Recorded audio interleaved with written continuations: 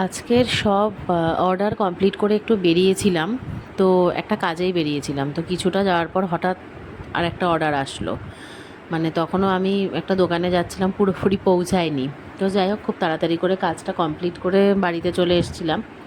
এসেই খুব fast fast করার চেষ্টা করছিলাম, কারণ আধ ঘন্টার মধ্যে ডেলিভারি দেওয়ার কথা ছিল।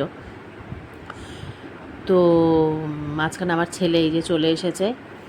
এদিকে রান্নাঘরের দিকে যখন থাকি তখন মাঝে আমাদের যে দরজাটা ওটা দিয়ে রাখি, নালে মানে গরম খাবার দাবার থাকে, ভয় লাগে যদি ছেলে কখনো কিছু অঘটন ঘটিয়ে ফেলে।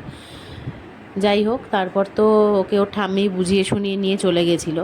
আমার রেডি হয়ে গেছে, এর মধ্যে ততক্ষণে রেডি করে বেরিয়েও গেছিলাম আর কি। আর আমাদের কিছু পেন্ডিং কাজ ছিল যেগুলো তখন বেরিয়ে কমপ্লিট করতে পারিনি, তো সেটা একবারে করে বাড়িতে আসবো সেরকমই প্ল্যান করে বেরিয়েছিলাম। ফেরার পথে আমরা এই যে দাদাটার বাড়িতে এসেছিলাম, এখান থেকে আমরা পনির নিতে এসেছিলাম, কারণ কালকের জন্য লাগবে। দেখা হচ্ছে নেক্সট ভিডিওতে। Good night.